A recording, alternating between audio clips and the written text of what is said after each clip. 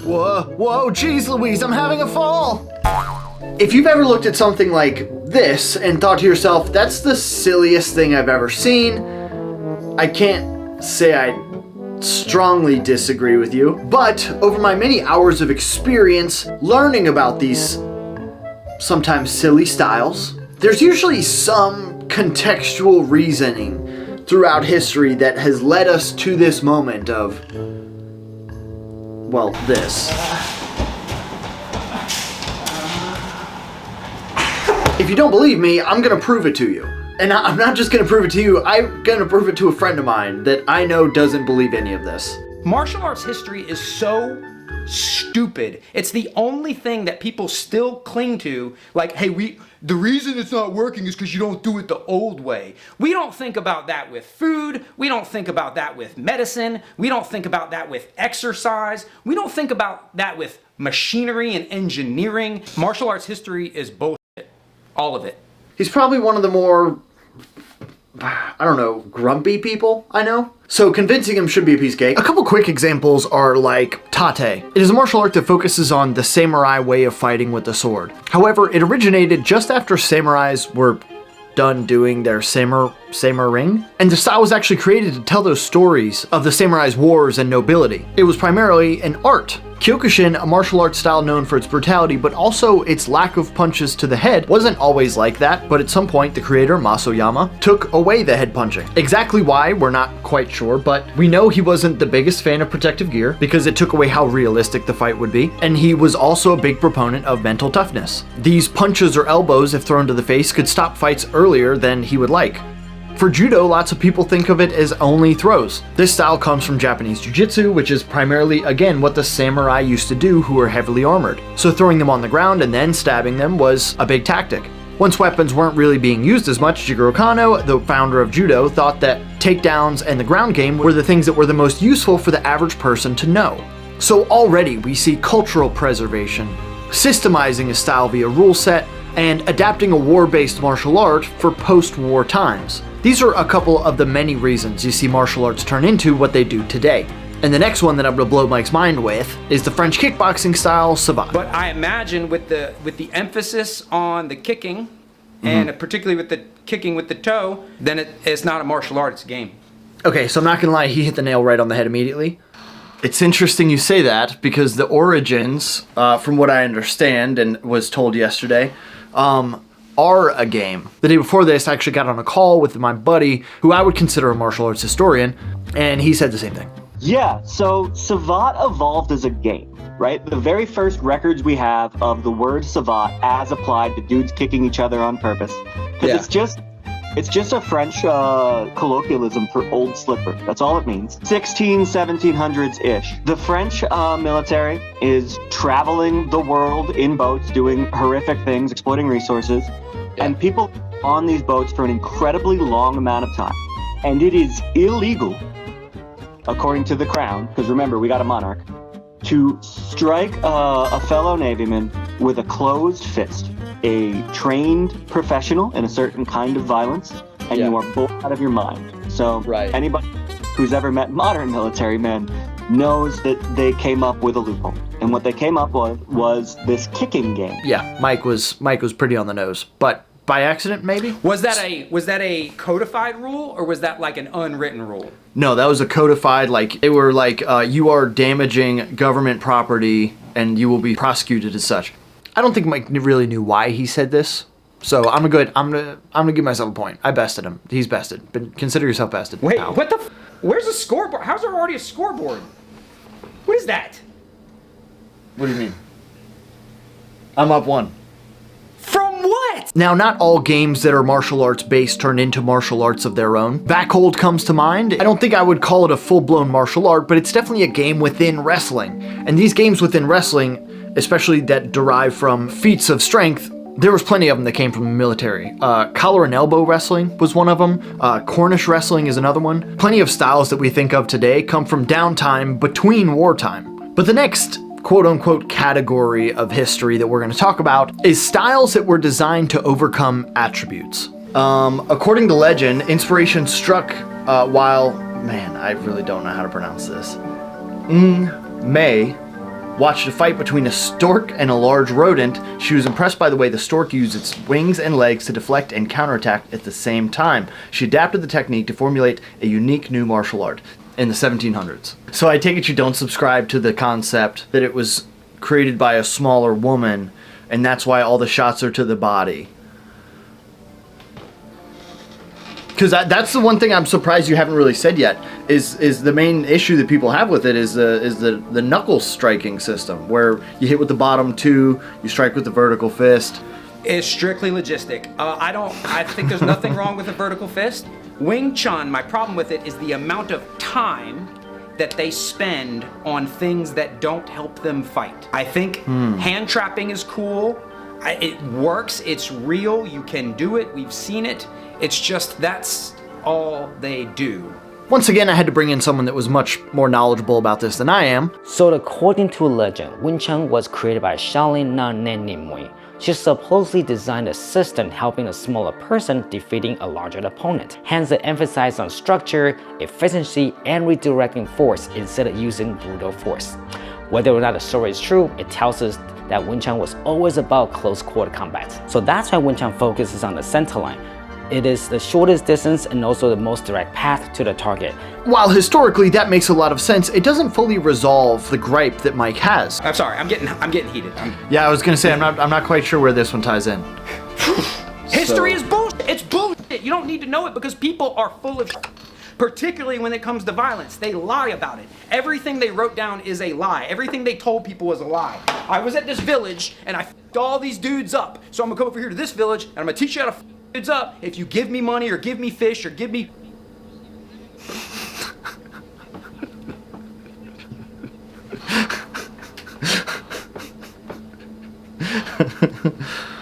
He's probably a one-stripe white belt by modern day standards, but to them he's basically Hoist Gracie. Speaking of, Hoist Gracie wrecked today. Well, that's actually our next one. Is going to be jiu-jitsu. Cool. It's a cool thing. It is a martial art. It is an effective martial art. It's great. I think the history is unimportant. I think all them dudes today are wrecking all them dudes before. Oh yeah, I think that's fair to assume. Yeah. Yeah. Give me a point then. Give me a point then, because Brazilian Jiu-Jitsu history is bullshit. What? We're not done with this point yet. Dude, you just tapped. It was a verbal tap. No. I think you even said roll back. Did you say you've got a point there? Oh yeah, I think that's fair to assume. Did you say that? So you don't think that Brazilian Jiu-Jitsu was modified from Japanese Jiu-Jitsu and then Judo to accommodate for a weak body? No? You don't think so? No.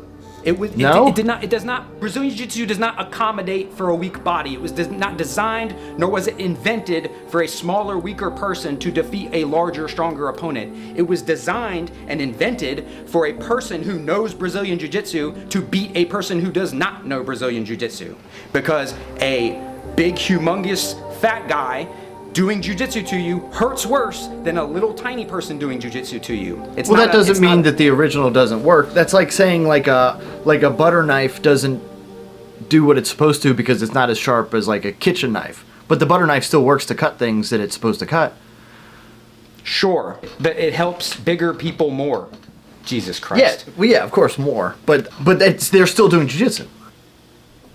Mike is too stunned to speak after this to bring this up, but a lot of people's qualms with Brazilian Jiu-Jitsu is that the gi doesn't really reflect clothes. And maybe it doesn't now, but it definitely used to. And also, it doesn't rip as easily as regular clothes do, so you don't have to just buy new clothes all the time. As far as defeating larger, more athletically inclined opponents, Hoist Gracie did do that to people who didn't know Jiu-Jitsu. But it's also going to fall into the same category that Wing Chun just did that we'll touch on later.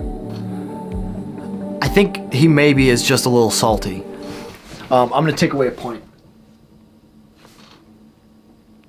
That's a packet of Element.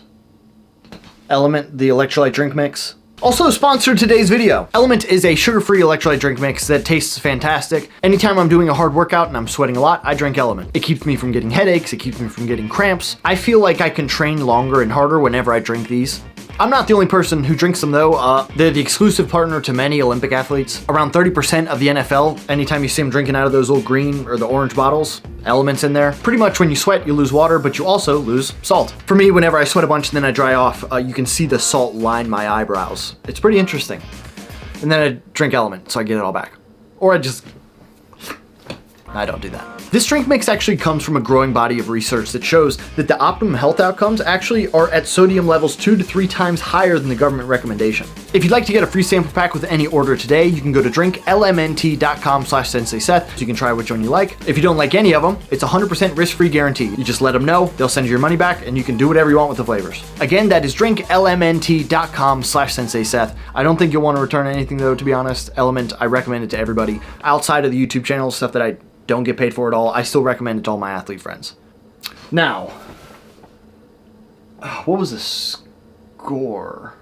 I think we maybe, my point of this isn't to prove the efficacy of martial arts through history. It is to help the average martial artist understand why it may look that way. So I think... I'll tell you why it looks that way. Seth, I'll tell you, I just told you why. It's because a dude that can't fucking fight lied, and a bunch of other dudes that can't fight gave him money.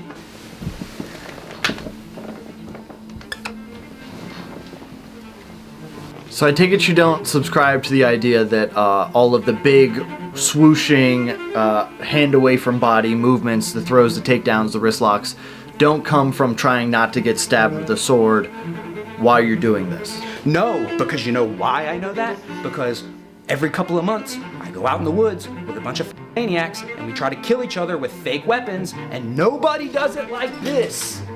Well, do they do it with a sword? Do you guys use swords? Anything you want, it's the same. The sword is a knife as bad as a stick. Even a Filipino martial artist will tell you that. I disagree with that. When a sword is 3 feet long, it gets easier to defend, and do you know how you defend it? By being closer. So I think one of the other reasons that we get Aikido that looks like this, or martial arts that looks like this, is because we're creating martial arts based off of tools that don't really apply anymore. I think it's kind of similar to like equestrian sports now. We're not needing to race and ride through trails and over ditches and under things. Equestrian racing probably doesn't look anything like how people would chase people on horses, actually. And then you could be like, oh, well, this is how I guess I would fight a katana, when you're not really being stabbed by a katana. So you create something that looks a little magnificent because you're kind of playing with a fire that's not really so hot. Yeah, you have room. We have the luxury of modern times, where like you can practice martial arts. Oh, I already put my point. Okay, so that one's done. I almost feel bad for how one-sided the points are right now. This poor sucker doesn't stand a chance. He doesn't have a single point yet. Okay, let's see how you operate with this one. Capoeira. It's dance. It's cool. It's dance. They're hell of an athlete. I'm gonna go ahead and save Mike and myself here. Let's bring in the expert. One, you gotta immediately look at how it evolved, right? Right. Was the result of direct oppression, right? It was a martial art created by enslaved people and combined a lot of cultural stuff that they were preserving from where they were coming from, and also adapting to indigenous influences in the space they were taken to. It's really hard to separate any practice from that context, because if they're caught learning how to fight, they're in a level of trouble that we as modern white folks just cannot understand. And just like capoeira in Brazil, we see something very similar happen in the south of the United States, and that is knocking and kicking. Striking, sweeping, grabbing style. There's kicks, there's headbutts, there's elbows, but there's also a lot of ankle picking. There's a lot of stuff that starts out as a strike and becomes a grab. It evolves in the Carolinas and the Caribbean. Enslaved people develop it because the slavery of the American South was particularly awful. Yeah. There were also gladiatorial fights, But maybe that is why knocking and kicking might have some more obviously violent techniques than capoeira does. But again, this type of oppression happened all over the world and helped define another one of the world's most popular martial arts systems. Applicable arts, right? The stuff that is at the top of its game historically, sort of bounces off other disciplines and does have a cultural lineage. Filipino martial arts is an incredible example of this. Right. And they were an armed discipline, right? Swords, knives, everything you can imagine, spears, shields, the whole 9 yards. And they drew influence from Chinese martial arts, from Arabic martial arts, from Japanese martial arts. It's not like it was an isolated fortress. While this is happening, this active culture, Spain lands and does what colonizers do. And they outlaw specific weapons, they outlaw specific training. And so the culture adapts and develops stick fighting as we know it, really beautiful techniques of empty hand fighting, but it was an armed sword style first. What's interesting to me is these martial arts now don't practice for the same reason they were back then, but now it's the cultural preservation. But sometimes that cultural preservation is a bit more religious. Next, we've got sumo, and what I think is the biggest reason sumo's not bigger. Do you want to know why sumo's not more popular? Because of the Mawashi. You think so? I 100% think so. So is there some historical explanation for the Mawashi? Well, originally it was a ritual, spiritual thing to appease the gods. And whenever you're doing this bout in front of the gods, you want to make sure it's as fair as possible. The Mawashi's whole purpose is to have as little in between you and your opponent as The possible. historical explanation of that makes sense because I think there's probably no truer test. Like, let's cut all the bullshit. I think I can push you out of this circle, and you're like, no, you can't. And it's like, oh, it was you pulled my shirt. Oh, you pulled my hair. Oh, you did this. Oh, you did that. Exactly. Oh, you punched Let's me. all right, fine. I'm gonna tie up the hair. Yeah, like Drop down into my skivvies. Let's go. I will push you out of this circle, and it's like, no, you can't. Yeah, I guess that doesn't make sense. But so Give me a. well, no, I'm not. It's per subject.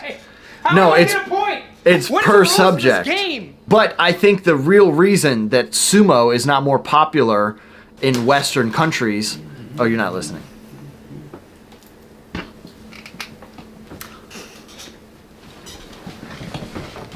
Are you gonna straighten up?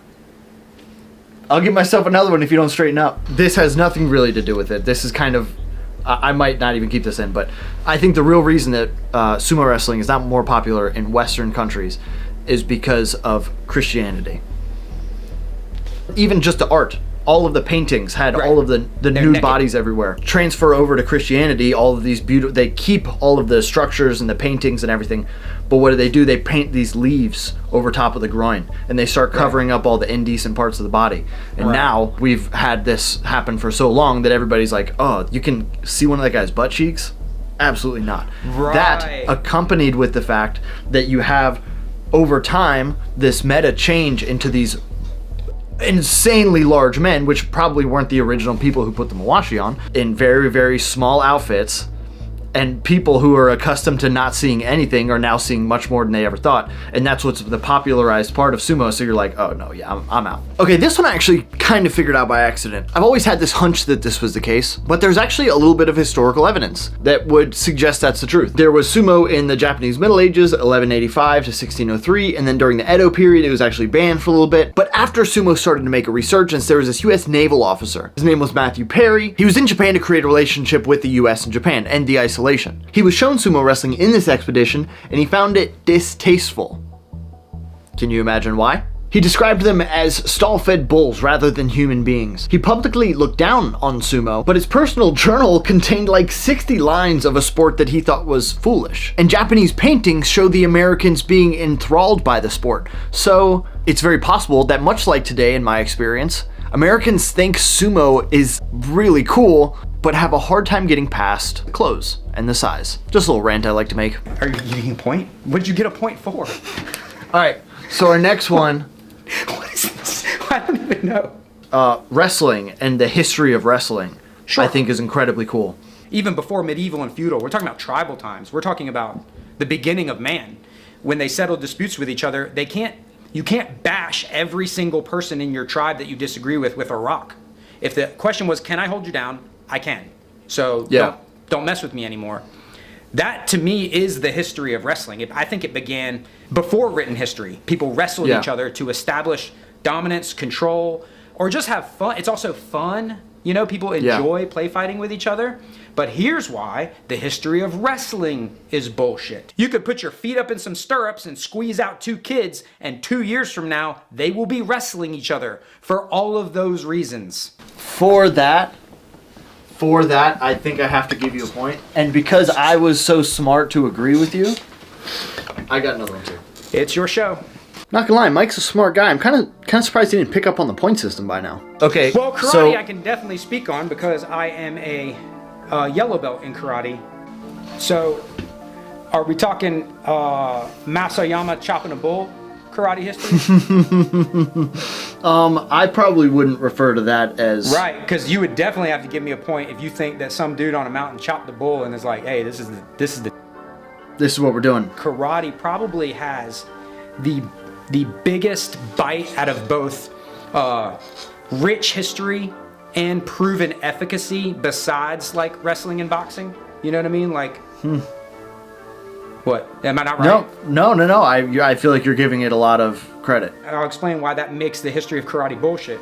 I think what probably happened is a dude that was pretty tough and pretty mean and figured out that if you keep a good stance and stay light on your feet and you're balanced and you throw your punches straight and you yell when you throw them, you will beat the absolute shit out of anybody that doesn't do karate, boxing, or wrestling.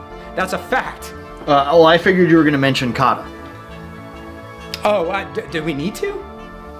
Yeah. Well, I mean, you brought up Aikido, so I guess, no, kata's bullshit. What, are you going to tell me the boinkais? You're going to be like, we did this because of this and this and this? It is my very brief understanding. The kata is actually just supposed to be like an anaerobic exercise of things that you've already learned and practiced by yourself. 100%. That's exactly what kata is. And just like it should be about 4 to 5 minutes of your practice session.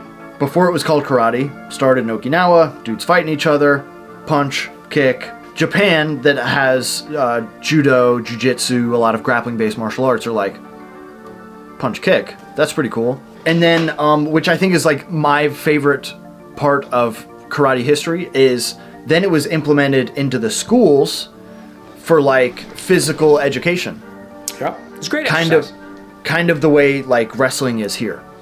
Yeah. So then you have a bunch of, I think what is the largest influx of people doing kata were the Pinons in, I don't know if it's elementary school, high school, but it's a form of like 5 katas. So most of the katas are being done by kids haven't learned all of the practical applications beforehand, or even if there were intended practical applications, because you're supposed to learn everything. You're supposed to learn how to fight beforehand, and then you start practicing the kata on your own rather than being taught the kata alongside of learning how to fight. This is what happened, Seth. This is the history of martial arts. This is the history of the world. This is what makes the world go round. It's money, Seth. I thought it was a tiny violin.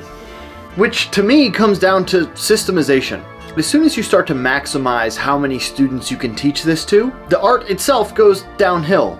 You can see it in any aspect of life. If you make food that's designed to be eaten by 1,000 people, it's not going to be as good as the one steak you make yourself. In order to adapt a martial art to be practiced by everyone, you have to change the standards. Not everyone's body is capable of the same thing, and not everybody wants the same thing. So for our last section of historical changes, systemization to me includes like karate, taekwondo, jiu-jitsu, wushu, and we'll also put Wing Chun in here. There's definitely more. Pretty much any popular martial art. Having hundreds of thousands, millions of practitioners means you have to have a lot of structure or everything will fall apart. Having that structure confines thinking. It creates rule sets that allow for butt scooting. It also means that you kind of start to only practice with people that are practicing exactly what you're practicing, which was not the intended beginning of any of these martial arts, I guarantee it. I think people in the future will look back and try to decipher what led to the butt scooting, or led to the loud key eyes and running away, led to the oil checks. I'm still curious about that one. 'Cause it's just leverage. Yeah, sure, buddy. Smell your finger and tell me that again. There's no mystery anymore. There's no mystery, and it's this that did it. This removed all the mystery. We're required to rely on the accounts of people with a vested interest in telling their version. You know, the victors always write history. And as we established as fact before, the winners of fights are even more full of shit than the losers of fights. And they're trying to sell you on their ideals, they're trying to sell you on their systems, they're trying to sell you on anything, and that ain't martial arts history, that's martial arts 101. You lie about how good your martial art is so people will pay you to teach it to them. I just want to learn a couple moves. That's not going to happen. You're going to have to practice for 3 hours a day, every day, if you really want to stop someone that's bigger and stronger than you from taking you down to the ground, little girl. You're not going to learn this. You're going to have to sprawl. He's going to take you down anyway. You're going to have to establish guard, and he's going to pass it anyway. And you're going to have to be strong enough, fast enough, mean enough, and practice enough to get to a gun in your waistband while you're wrestling with somebody. They might have worked out some of it, but how it got good and effective and meaningful was by workshopping in modern times with data and lots of people working on it. The history is written by liars. The history is written by oppressors. The history is written by murderers. History is written by the corrupt. History is written by the rich. History is written by people with an interest in keeping us ignorant. That's who writes history. So if you subscribe to the idea that martial arts history is important for your practice of martial arts history, it's just bullshit. I wish I had a more eloquent way to put this. It's bullshit. That's the perfect word. Bullshit.